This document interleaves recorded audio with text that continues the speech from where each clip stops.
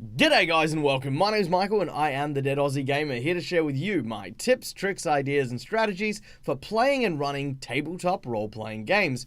Today we're going to be doing a monster spotlight focusing on a creature that has survived all the way since Dungeons & Dragons 2nd edition, the Otyugh. The Otyugh is a multi-tentacled large creature that has a mouth full of razor-sharp teeth. Now, despite its intimidating appearance, it's not your standard magical beast that is designed to rip players apart. It's actually a giant garbage-eating monster, and as much as it presents itself as a combat-based encounter, it's actually a great and interesting part of any ecosystem you might happen to have your players traveling in. An Otyugh can be in a sewer, operating as simply a cleaning agent, moving through the vast tunnels and clearing away all the excess refuse. You might find that an ancient ruin has been occupied by a group of vicious goblins who have thrown all their garbage over a cliff, and at the bottom of this cliff are a farm of Otyughs who simply subsist off this garbage made by the goblins.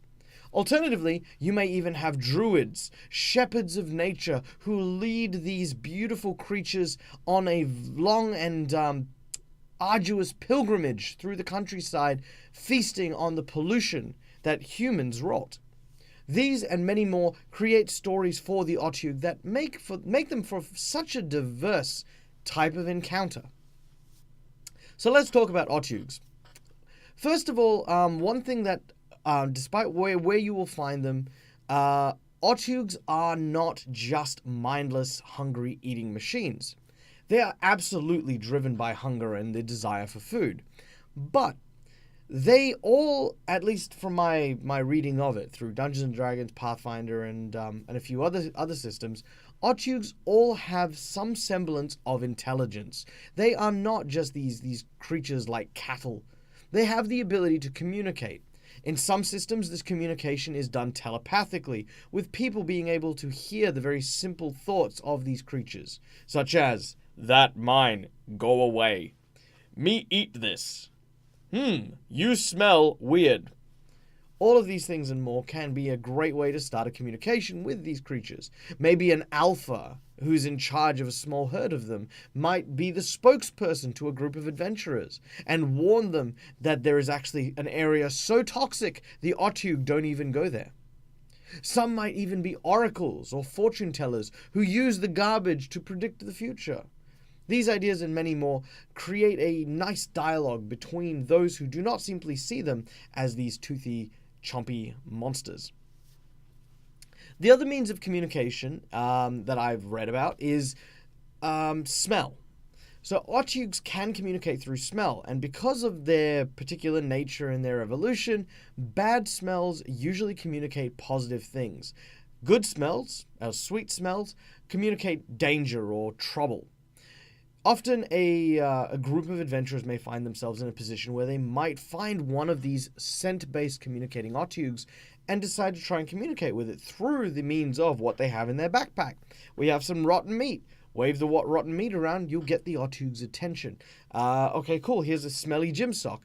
This might mean, hey, it's a white flag when we don't mean you any harm. If, however, you pull out a fresh, ripe, delicious-smelling apple, you might end up angering the Otyugh, which could also play for some hilarity if they try diplomacy in that sense. But Otyughs aren't all sunshines, rainbows, pleasant creatures. More than anything, Otyughs are victims of bad press, in my opinion.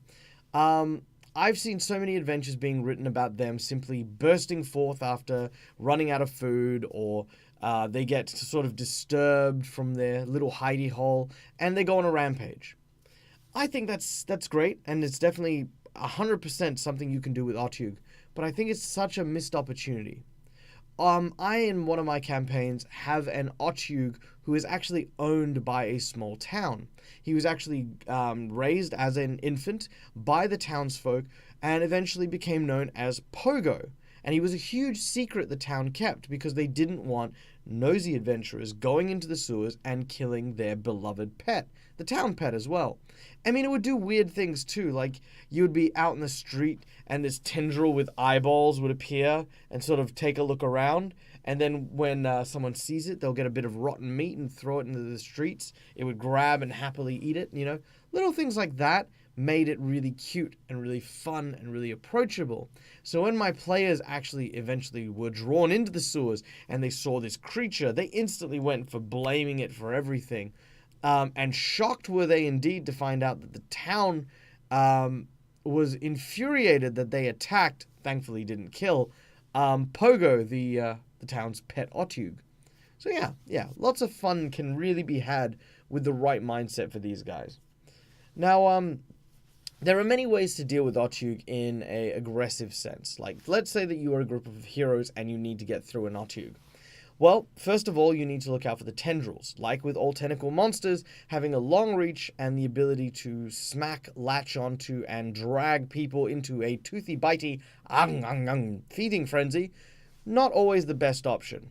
And while you might think you are safe because Otyughs eat decaying flesh, much like crocodiles in the real world, they can often take fresh kills and just leave them to rot. That's just as easy for them. Often they will actually be able to age them in a more controlled setting, which they actually like doing. So instead of going, there's some rotten meat here, num num num, yeah, it's alright. They might go, oh, cool, I'll kill this, I'll roll it around in some, like acetate, and maybe throw in some, chlorine bath salts and stuff, and then I'll leave it for 6 years, and then I'll come back to that. Delicious. Beautiful. Decaying adventurer. But yeah, so the Otyugh in that case, you want to obviously watch out for the tendrils, watch out for the grab, and watch out for the teeth.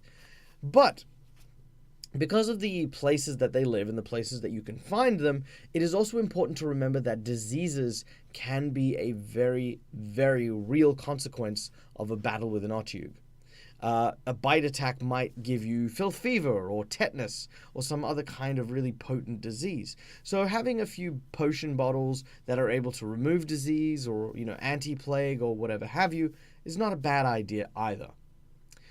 Now, one sneaky trick that one of my players did a few years back, and I couldn't argue that it wouldn't work, was to actually get some strong-smelling perfumes along with you.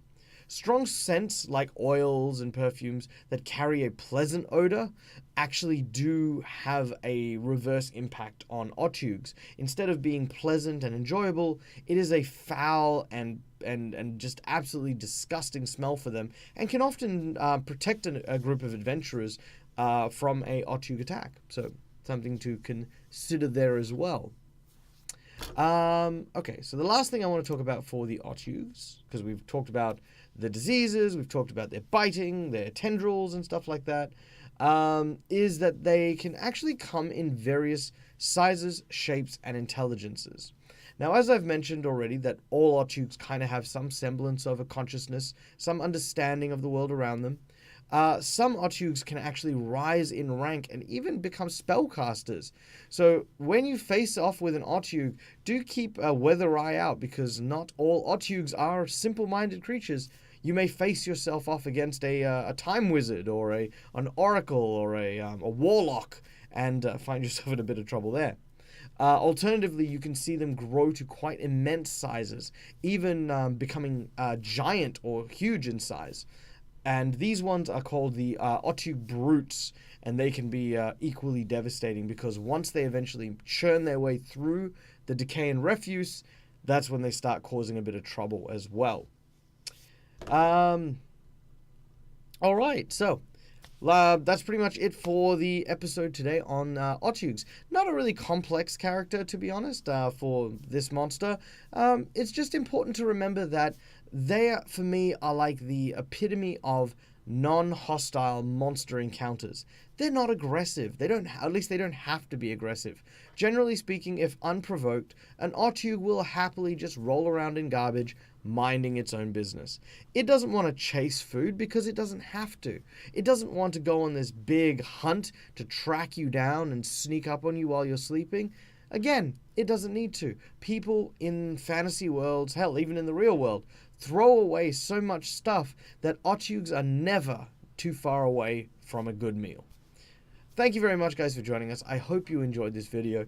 Tell me about your encounters with Otyughs. When was the last time you had to deal with one of these types of vile creatures? Actually, you know what? I will tell you one. This was actually a brilliant play by my GM, and so I will give full credit. Basically, we were traveling through a Sur. We weren't looking for an Otyugh at all. We were looking for a cultist who had escaped through the catacombs and into the sewers, and we were chasing him down. And we went past this large, like, sort of waterlogged area. Now, for us, we were traveling around the edges of the room, and it was about shin high. What we didn't realize is that there was a large hole in the center where this Otyugh basically just reached up and snatched one of our players and dragged him underwater. We just thought there was a shark. We thought there was something else. Nope, apparently it was just this this happy little Otyugh who said, "Oh, look, something moving. I'll see if I can grab that." And was very surprised when we turned around and retaliated for it. So yeah, it wasn't too pleased at that. So yeah, share your stories in the comments below. Let us know how you play them, and of course, go visit us on all of our other stuff. We've got our twitch.tv/Deadaussiegamer, where you can come watch me play a couple of games as well as run a couple of games. We're also going to be starting to put a few extra shows on there as well, so if you've got suggestions for that, head on over to our Discord channel. The link for that will be in the description below, where you can throw out your ideas on what you'd like to see done live. This could be map making, this could be character building, whatever have you, let me know. And of course, if you want to support the Dead Aussie Gamer, head on over to our Patreon page, patreon.com/DeadAussieGamer. And yeah, literally, guys, as little as $2 a month absolutely goes a long way. It helps us build up stuff for the studio. It helps me eventually afford an editor, and hopefully do a lot more cool stuff for you guys at home. So till we're talking next, guys, game hard or die trying. See yas.